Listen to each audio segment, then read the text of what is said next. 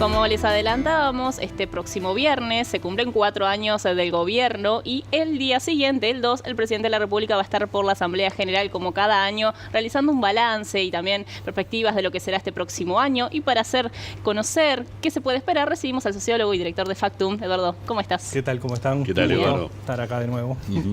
Bueno, ¿qué se puede esperar de este repaso de lo que ha pasado en estos años y lo que el presidente puede llegar a decir en la Asamblea? Primero, digamos, ha sido 4 años intensos, ¿no? Es decir, con una actividad por acción, por omisión, por factores externos y por factores internos que ha tenido muchas cosas arriba de la mesa. Para arrancar, es decir, asume el gobierno y empieza la pandemia del COVID-19 que de alguna forma, digamos, cambió las lógicas o algunas lógicas de funcionamiento, donde la economía y la salud, sin dudas, se transformaron en temas de enorme preocupación, temas de empleo, temas de... Después vino los aumentos de los precios, la inestabilidad en términos económicos para las personas, digamos, ¿no? Es decir, la incertidumbre que había en términos de salud y en términos económicos, pero el gobierno ya tenía una primera misión que era el presupuesto nacional y llevó adelante la discusión sobre la ley de urgente consideración, que era, digamos, la ley bandera, digamos, que iba a trazar un poco la línea en muchos aspectos de este gobierno. El 2021 llevó, digamos, seguimos con la pandemia arriba, los temas económicos siguieron estando fuertemente presentes, también los de la salud, aunque empezó a mitigarse. Y empieza la discusión sobre la ley de urgente consideración. Es decir, después de haber sido aprobado, 2021 es el año que empieza la discusión, se plantea la recolección de firmas para llevar adelante un referéndum. Entonces ya el clima político fue cambiando, que de alguna forma, si bien inicialmente el gobierno había anunciado que iba a seguir avanzando con su agenda, en términos prácticos le puso un freno, digamos, o por lo menos no siguió avanzando en algunas. Por ejemplo, la reforma de las jubilaciones y pensiones que se retomó después. Es decir, estaba previsto para 2020, se postergó a 2021. Cuando aparece el referéndum, eso se pone un poco en el freezer, digamos. Y ya 2022 se da el fin de la emergencia sanitaria, se da el referéndum, que es un hito importante para la oposición y para el gobierno porque se ratifica la ley. Para la oposición es porque le da un impulso importante, porque obtiene un resultado que, si bien pierde, logra unos guarismos importantes, es decir, vuelve a presentar un país partido en dos, con pocas distancias, y reactiva una militancia importante. Y surgen después los temas que han complicado al gobierno. Surge el tema Astesiano, surge la primera vez el tema Marcet. 2023 empieza a cambiar un poco algunos panoramas y se mantienen otros. Desde el punto de vista negativo, vuelve a aparecer el caso Marcet, digamos el Marcet 2, ¿no? Es decir, la segunda etapa del caso Marcet, que es más complicada porque tiene consecuencias políticas directas. Aparece la renuncia de Bustillo, la renuncia de Heber, la renuncia de Maciel, de la FLUF. Es decir, hay una serie de episodios que golpean desde ese punto de vista al gobierno, pero, digamos, el cierre del año, el gobierno empieza a mostrar algunos indicadores que son más positivos, ¿no? Así hablábamos de cómo fue transformándose el tema de la preocupación de la economía, del empleo, bueno, la salud que ya, digamos, fue quedando totalmente de lado, en el medio de la crisis hídrica, pero bueno, cambia un poco con algunos indicadores que empiezan a mostrar una recuperación en términos de salario, en términos de empleo, que le da al gobierno algún oxígeno, digamos, para posicionarse mejor en la discusión. Eduardo, y en materia de esos hechos políticos, ¿cuáles podríamos decir son los que generan más impacto en la población? Porque nosotros que manejamos información a diario por el trabajo que tenemos, estamos muy inmersos en determinado tipo de problemáticas, pero luego que pasa el tiempo y que esa noticia de ser titular va decayendo hasta desaparecer, nos damos cuenta que en poco tiempo es como si la gente se olvidara de eso que sucedió. Entonces, ¿cuáles son en estos 4 años las cosas que diríamos, estas generaron impacto en la población?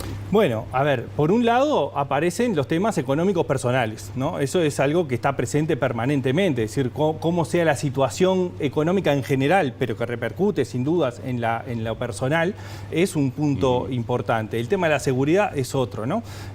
Lo que vemos es que, a ver, en estos 4 años, lo que ha logrado logrado el gobierno es que la coalición funcione, es decir, ha logrado aprobar proyectos, algunos que fueron muy importantes, ¿no? Hablamos de la ley de urgente consideración, hablamos de las rendiciones de cuenta, del presupuesto nacional, pero aparecen otros que quizás no tienen el impacto directo, pero para el gobierno es importante para cómo presenta la actuación del gobierno.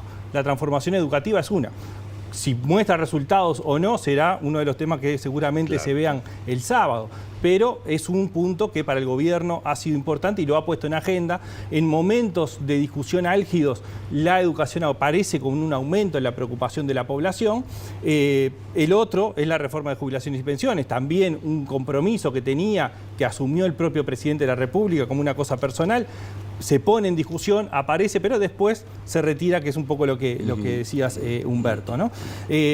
Y lo otro que empieza a aparecer ahora es la discusión sobre estos indicadores positivos que decíamos, ¿no? Es decir, bueno, ustedes mostraban recién en el desayuno de ADM la visión de economistas, donde hay discusiones sobre, bueno, estos aspectos, y también desde la oposición aparece la discusión de los temas económicos. Es decir, bueno, efectivamente, hay mejoras en el empleo. Bueno, desde la oposición dice qué tipos de empleos se están generando. Hay un crecimiento del salario real. Bueno, pero ¿qué pasó en los años anteriores, ¿no? Bueno, y eso tiene que ver también con cómo impacta en la gente. ¿Qué impacta más? ¿Lo que está sucediendo hoy o lo que sucedió en los 3 años anteriores? Otra discusión es el tema de la rebaja de impuestos, que el gobierno está haciendo un énfasis importante en el último tiempo, pero al mismo tiempo la oposición plantea que esa rebaja fue muy menor. Otros puntos que aparecen clave para el gobierno es lo de la inversión en obra pública. Y ahí probablemente no tiene un impacto en el conjunto de la opinión pública, pero las obras que se realizan específicamente en algunos lugares tienen impacto sobre esos lugares, sobre esa gente, o la que transita en rutas, o la que le construyen un puente, o la que transforma algunas vías de acceso, son importantes. Y el otro punto es la baja de la inflación, que aparece como un punto donde el gobierno se apoya fuertemente en el último tiempo, y aparecen las visiones que, bueno, hay un atraso cambiario también. Cuánto el atraso cambiario impacta en la inflación y cuánto impacta en la producción. Y hay otro punto, lo que hay que ver esto cómo decanta. El otro punto que el gobierno no ha logrado solucionar, o por lo menos de la percepción de la opinión pública, es el tema de la seguridad pública. La seguridad pública tiene una mirada del gobierno que ha trabajado durante todo este periodo, mostrando cómo han caído las denuncias de algunos delitos, ¿no? como un éxito de gobierno, pero al mismo tiempo suceden hechos públicos, o sea, sin duda un asesinato de un niño a balazos, es algo que tiene un impacto público tan fuerte que de alguna forma contrarresta cualquier relato, y de hecho el propio presidente lo ha manifestado de esa forma. Es decir, por un lado aparece el éxito desde el gobierno buscando esa baja en las denuncias, y por otro lado aparecen estos hechos que generan una conmoción importante y la seguridad pública se pone en un foco central, ¿no? Y con este escenario, ¿qué se puede esperar del discurso del presidente el día sábado, teniendo en cuenta que el año pasado, o en todos los años, venía haciendo alguna especie de anuncio? El año pasado fue el caso de IRPF y IAS. ¿Qué se puede esperar para este? Bueno, lo primero es que no puede presentar una rendición de cuenta con incremento de gasto. Por lo tanto, eso ya es una limitante importante. Sin dudas, como ha sido el tono en general que hace cualquier gobierno, es centrarse en los logros, ¿no? Es decir, eso es natural.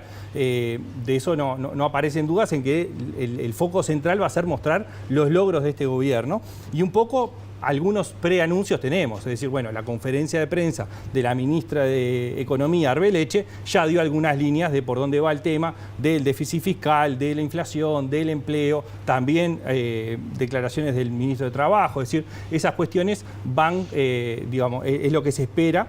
También es probable que haga un anuncio, digamos, de cuántas obras se han concretado y qué se va a concretar. Es decir, en términos de anuncio, seguramente no sean cosas nuevas, sino en ejecución, ¿no?